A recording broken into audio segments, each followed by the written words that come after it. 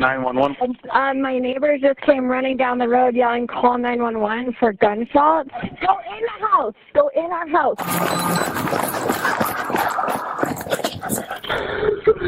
We need to send ambulances too, please. I think my parents were shot upstairs. You think your parents were shot upstairs? Yes. Have you been upstairs to check? No, we just ran.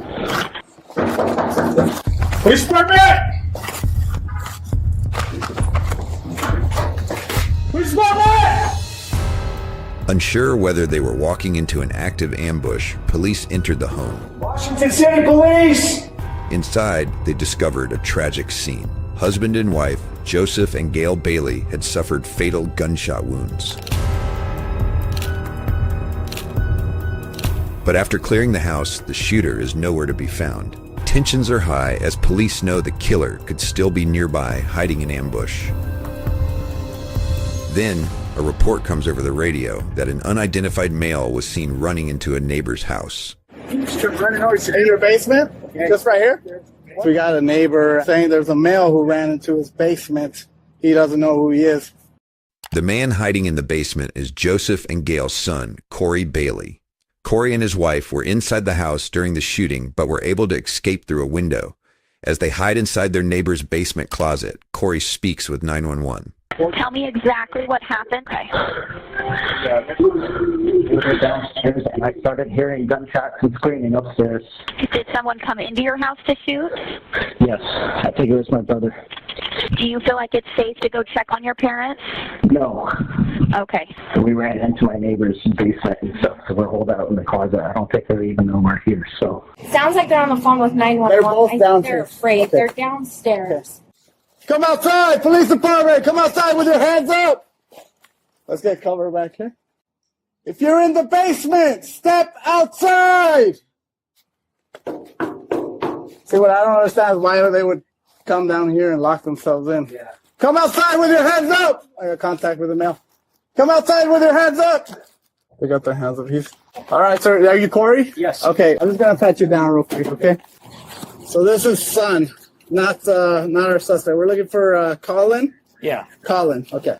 Colin is Corey's sibling, but now goes by Mia after filing a name and gender change in court 1 year ago. You'll hear Corey still use the name Colin, while other family members use Mia. Any idea where he'd be headed now? He started pounding on our door as soon as we were going out the window, so I have no idea. I don't even know how he got here. So he doesn't live here? He has a protective order against him already. I'm sorry to be the one to tell you. I don't think. They're deceased, both of them. Okay? I'm going to let you deal with that, okay? Okay. Do you need something right now? I mean, we have a victim's advocate we can call out for you. I don't even know where to begin with this. No, I know. Until he's found, I don't know where to go that would be safe at this point. Corey, how long ago did this happen? Like 20 minutes ago at Tops.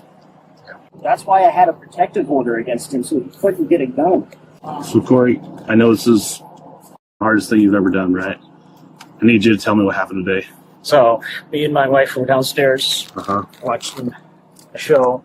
Okay. All I know is I heard shooting upstairs, and then my mother yelling and screaming, and then I locked the door to our room, and I started opening the window, and got her out and got myself out. By the time we were climbing out the window, he was pounding on my door trying to open it, and then I heard gunshots at my door there. So I think he was trying to shoot the door open or something like that, or try to shoot in where we were. Okay.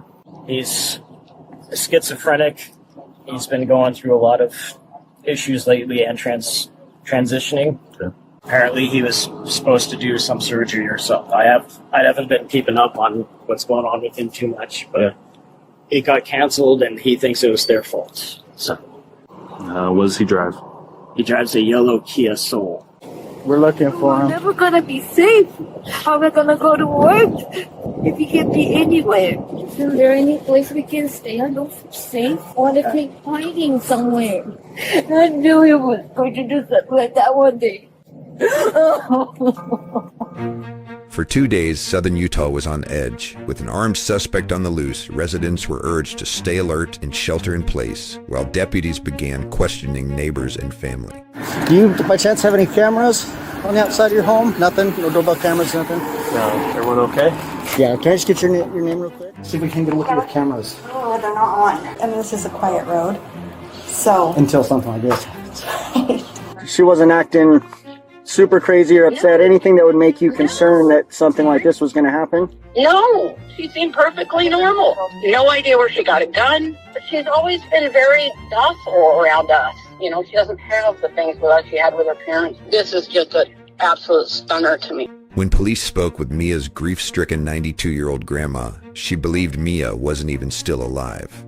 My daughter gone. Sorry for your loss. At age 92, I shouldn't have lost 3 children. The only clue police had was a telematic alarm triggered on a highway. Hello, can you hear me? This is 911. The owner of this iPhone was in a severe car crash and is not responding to their phone. It came from Mia's pink iPhone smashed in the middle of the road. Hello, this is 911. This message will repeat in 5 seconds. With police unable to trace Mia's phone location, they continued speaking with witnesses. Washington City Police! If anybody's in here, let yourself be known! So I just need to find out what you saw, what you heard. Okay, so I was sitting on the front porch and I just heard, like, call the police, call the police. Like how's she been the last few days? Like, Delusional and paranoid, mentally ill. I mean, I can't put it any more frank than that. And I've known her my entire life, and she's been autistic her whole life, right? she's autistic? Yes, very. But these delusions, the paranoia, they're putting radiation in my food, their microphones in the walls type shit is all new. Do you know if she's been on any substance abuse issues or anything like that? No, she is not. I can tell you for a fact she's not on any drugs. She doesn't like drugs. I couldn't get her to do them if I wanted to, type thing. Okay. She's taking, massive amounts of hormones for her transition. She's on estrogen and testosterone blockers. That's got to affect your mind in some way, and it probably did not good things to her brain. She's clinically insane at this moment. There was 2 outside shots. But the last 2, I was like, oh, those are gunshots, like, pop, pop. That was very clear to me. So. Police department! You're the police? Yes. Can we see some ID? Hold on, I got one for you. That's okay. I heard what was going on and I'm quite frightened. Oh, yeah, absolutely. I'm quite frightened. I thought there was a person coming after us. Are you aware of why we're meeting, trying to find her? That she might have killed somebody. So obviously very concerning, right? Yeah. Yes. So obviously don't answer your doors, right, like you did. That's what I was worried about. The panic wasn't contained to just southern Utah. Hundreds of miles north, Mia's older brother Dustin abandoned his home and went into hiding with his family, terrified he was Mia's next target. He was supposed to have a transition from a male to a female surgery after tonight. Okay. So we think that my mom called the hospital and said, hey, he shouldn't have this surgery. She's been really upset because he was trying to get my parents to pay for it. I'm concerned that he may show up at my house in South Jordan because he knows that we were, kind of trying to delay this, and he was mad with me the last time. Throughout the night, the hunt for Mia continued, but the darkness and thick brush made the search difficult. Then finally, by chance, officers spotted a suspect matching Mia's description. As they got closer, they confirmed it was Mia. Mia! Stop right there! Mia pulled a gun and took off running into the desert. Mia, stop right there! Detectives followed behind at a safe distance and began coordinating with other officers to set a perimeter. Let's talk about it! Mia, stop right there! Hunk her back behind the bush so she can come up on your left. Now we can't see. We need lights. He's walking towards the house. What do you think? He goes towards that house. Do you want us to take him out? Police were on the verge of shooting Mia to prevent her from entering a neighborhood and causing more harm. But then suddenly, Mia quickly turned and re-entered the unpopulated area. Police lost track of Mia and the search continued into the morning. Then, 911 received a call that a suspicious person was seen in an open field. Bingo. Heavily armed officers from multiple departments converged on the abandoned desert lot. This is the police department. We have you surrounded. Come out with your hands up. Yeah! Police department, come out with your hands up! Come out with empty hands! All directions and we can take you in safely! Put your hands up and walk out slowly! Mia! Police department! Come out with your hands up! You're under arrest. Come out with your hands up. After a tense standoff, Mia finally surrendered. Come to us! Come to us! Walk to us! Walk to us! Keep your hands where I can see them! Okay, go down on your knees. Go down on your knees. Put your hands on the ground in front of you. Slide your body back until you're laying on your face. Stick your arms out by your sides. Keep going. Turn your palms up. Do not move. It's right here. I'm back here taking pictures of the gun. You have anything hidden in the bra? Those aren't too tight, right? Well, okay. Yep, this is the prosecutor I was telling you about, Jerry. Okay, super good dude. He's going to give it to you straight, okay? He's not going to BS you on things, okay? Behind the calm voices and friendly tone is a strategy. The prosecutor is here for one reason. He wants Mia talking. If Mia stays silent, prosecutors will be forced to rely only on physical evidence, witnesses, and circumstantial facts. And even strong cases can sometimes fall apart in court. We're here to work with you, okay? So instead of intimidation, they use kindness, hoping the suspect will lower their guard and confess everything. We can work on maybe getting you a change of clothes as well, so a little more comfortable. Just a little bit left. You're going to get some of your voice back, right? Some of it, yeah. While waiting for lead detectives, Mia displays compulsive behavior and obsessively cleans. I'm going to wipe these off. Do you mind if I stand up to brush it off?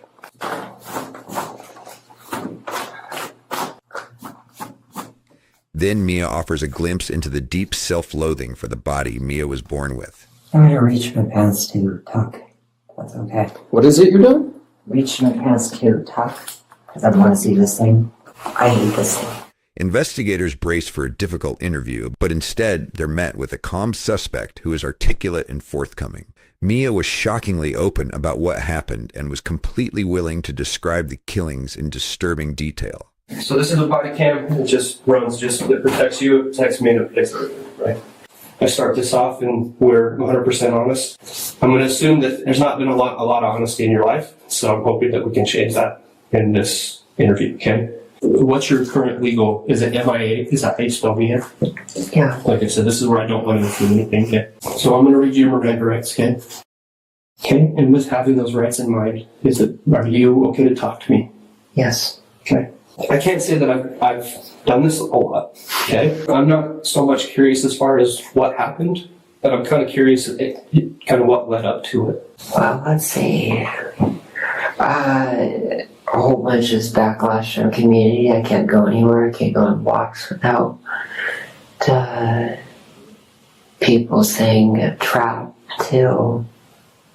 Because I don't remember my voice right now. Trap to heartbreaker to a bunch of nasty other stuff.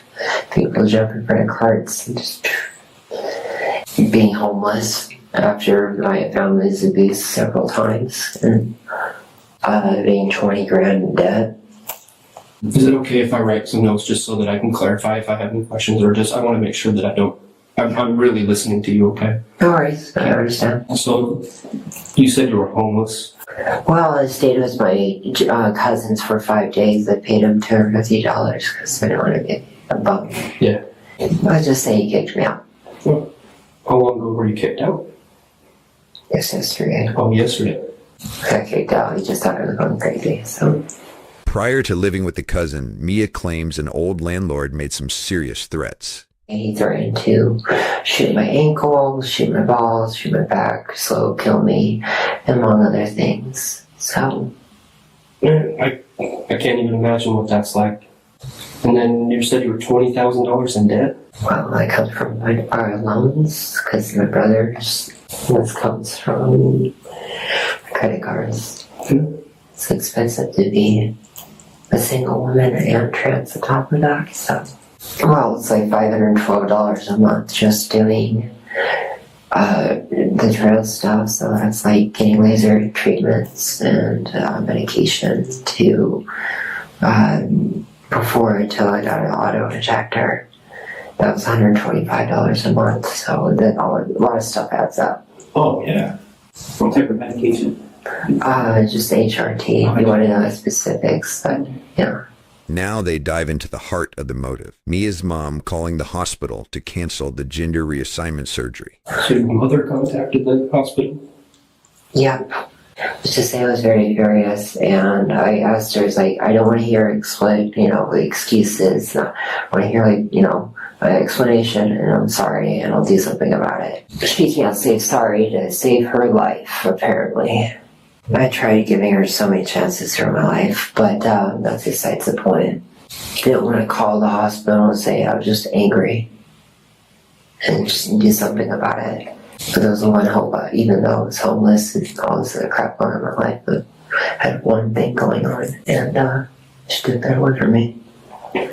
So I can understand the frustration. You're talking a lot of stuff on your plate. To get backstabbed like that, the most backstabbed ever. Did they know that was your ultimate goal? Yeah, I told them I was going to go several times, and I needed it so bad, and my mental ability was declining, and that's why I needed that surgery. I knew I was going down regardless, but I was like, well, enough is enough. Taking somebody with me. So when did you have that decision that enough was enough and that it was gonna? The same day. Same day. Yeah, when she refused to apologize again. She was angry. Always angry. So sad. Yeah, you can only take so much. Yeah. Homelessness, or being treated like shit out in the public, to having a bunch of debt, to not getting the surgery. Only can take so much. Yeah. There's eventually a boiling point that I don't think anybody can actually control. And I tried. Yeah. I went to pickleball, went to volleyball, seeked out friends, I went to the hospital. It's not like I didn't seek out help, even through the cops.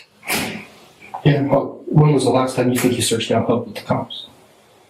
Not too long ago. It was the 5th that day. Like I said, I can't even imagine being in your position and that one thing that you want so bad to be taken away from you.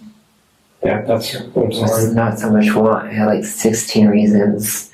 It's need. Yeah, need. You're right. Sorry, that's a bad. Want is a bad word. When there's a position, like I said, I don't understand it as much. It becomes a need. Yeah. What about your grandma? What were you going to say? My grandma was the most supportive in my family. Oh, she is the most supportive? Yeah, she's 92. You wouldn't think so. So did you talk? Who did you talk to? After Aunt Jenny, did you talk to Grandma? No. I rushed over to my parents to do the deed. Okay, when you say do the deed, what do you mean? Kill them. To kill them? When did you make that decision? It was a spur of the moment. I still do it. Even to this, I don't regret it. I hate them. Okay. That was the last straw. I've forgiven them for so many things, but it's turned me out so much being me. And what did you use to kill your parents then? My gun.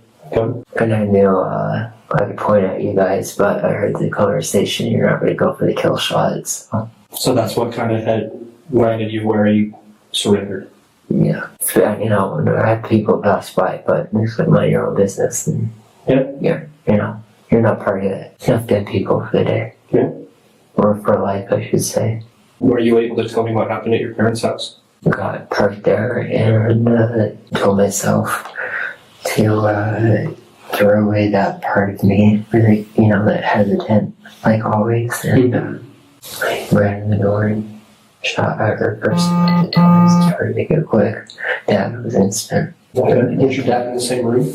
No, he walked out, what's going on, and I pointed the gun at him and didn't say anything and shot. And then I went downstairs with my brother and I said, "You ruined my life." Gotcha. So do you remember how many shots you fired at your mom? It's a 12 clip, so probably 3 rounds less. They all hit her and I didn't see it. That's why I shot so many times. You couldn't see it? It just went right through her. And so I made sure she was dead, so I shot at her again and again. Okay. Trying to get innocent, at least. Okay. And then Dad comes around, what's up, what's going on? Yep, and I aimed it right at his head, and it was instant. He just fell backwards. Okay, so you shot him?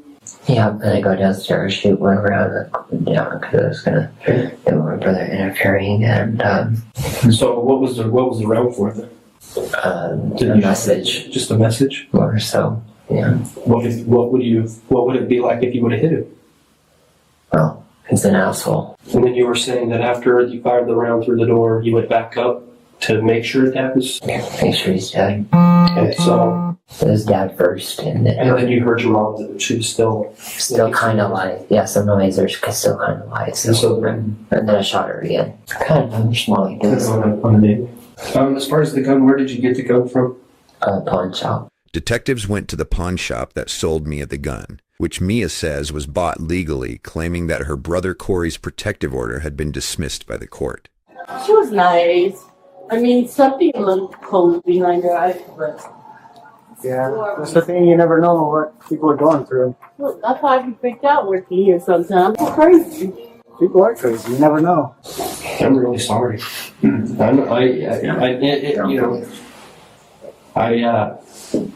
be honest with you, I wish, I wish the mental health services were better.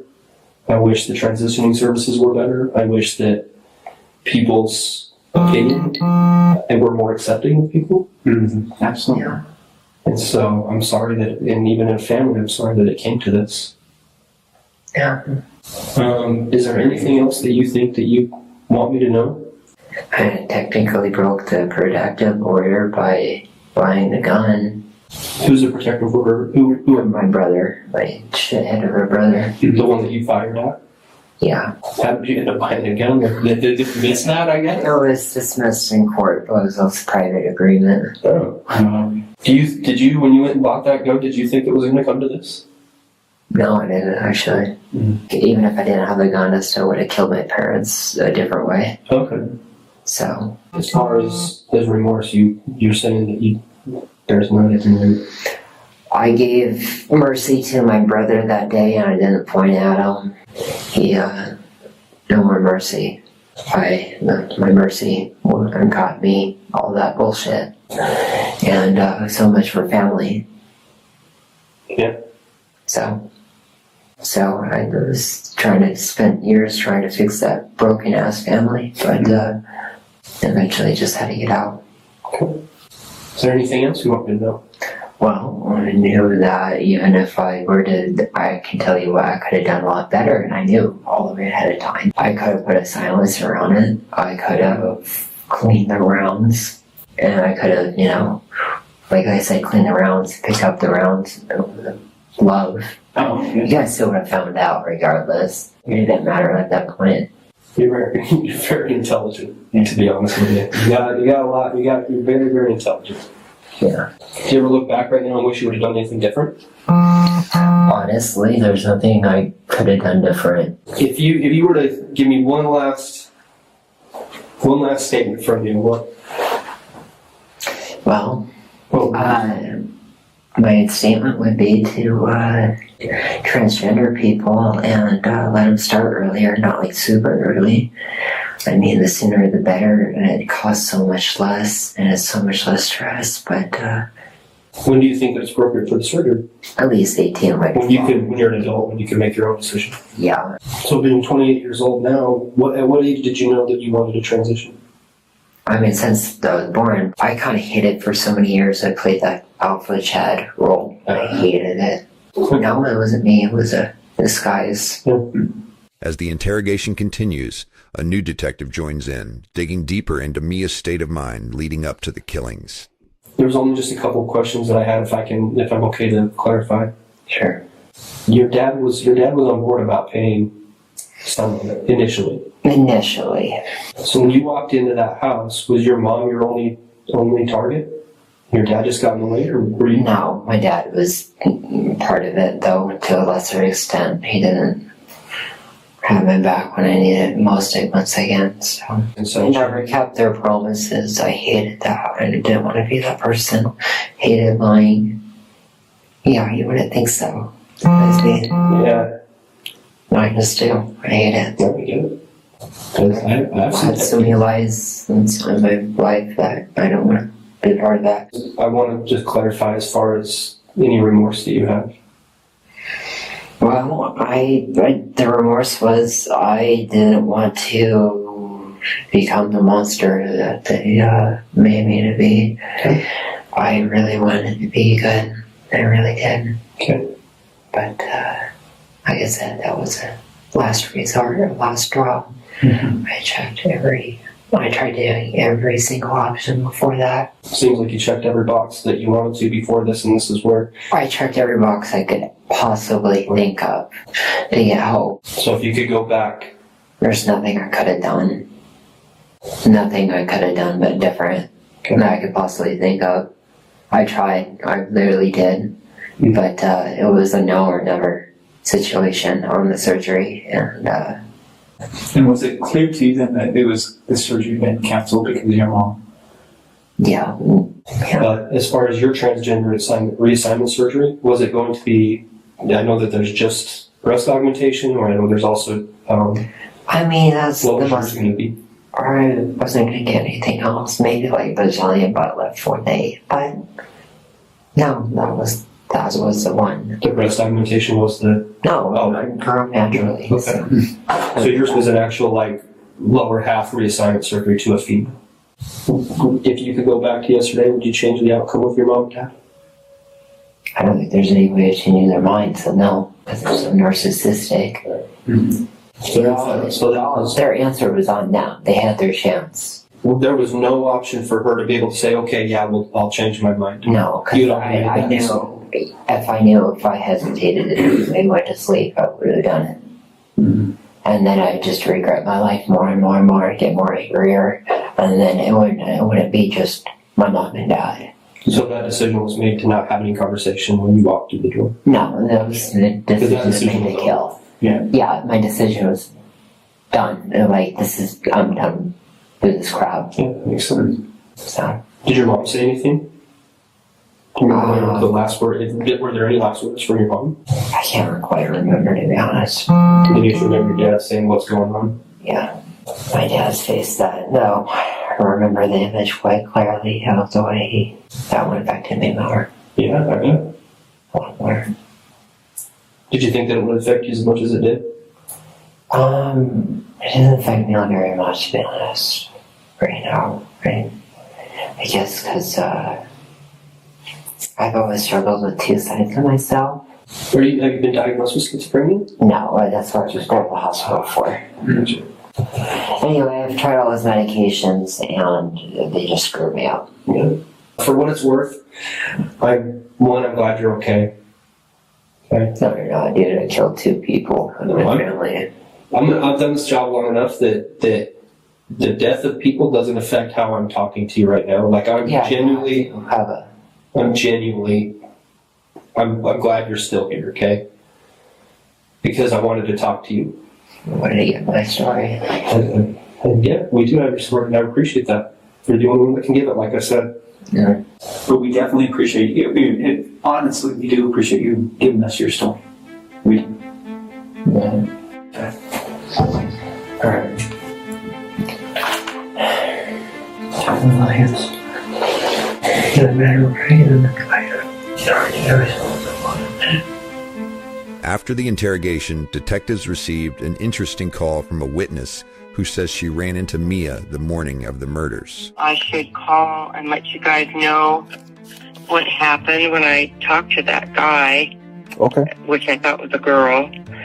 My husband and I were at the old St. George Temple, and so when we were coming out, that girl, who I thought was a girl, and was starting to exit the temple, this thought came to my mind: show her the love of the Savior.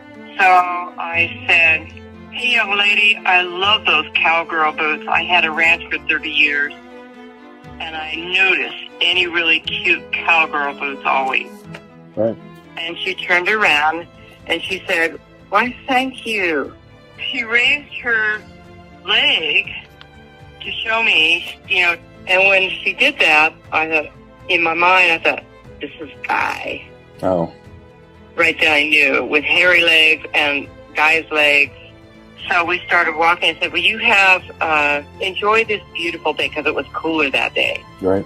I said, enjoy this beautiful day. It's unfortunate, the circumstances, but My first thoughts were, what could I have said different to stop this? What could I have said different? And if that was my son who's 28, I wouldn't want him living at home either. Right. You know, that's his choice. I'd still show him the love of Christ, but also tell him that's not, you know, my beliefs. While awaiting trial at the Washington County Jail, staff attempted to move Mia to a different cell, and Mia violently resisted, punching one officer in the face and kicking another in the knee. The outburst earned Mia 2 additional felony charges for assault. A lengthy public trial was avoided because in November 2024, Mia accepted a plea deal, pleading guilty and mentally ill to 2 counts of aggravated murder and 1 count of aggravated assault. At Mia's December sentencing, surviving family members delivered emotional statements. Brother Corey Bailey told the court there could never truly be justice in a case like this. We lost our parents and we lost a sibling too. Another brother, Dustin Bailey, described their parents as loving and hardworking people who had spent years trying to help Mia through worsening mental illness. Mia's attorney read a statement on Mia's behalf, expressing deep remorse and claiming that if Mia had gotten proper help, the tragedy could have been prevented. The judge handed down 2 consecutive sentences of 25 years to life for the murders, plus up to 5 years for the attempted murder of Mia's brother, as well as additional time for the jail assault. So at minimum, Mia will serve 50 years. Barring a successful appeal, Mia will not be eligible for parole until 2075. Following sentencing, Mia was transferred into the Utah State Prison System, and because of a Utah law that took effect in 2024, transgender inmates are initially housed according to the biology of birth unless correction officers later approve an appeal for alternate placement, which would require an in-depth security review. As a result, Mia was originally housed in a men's housing unit while prison officials evaluate long-term placement options.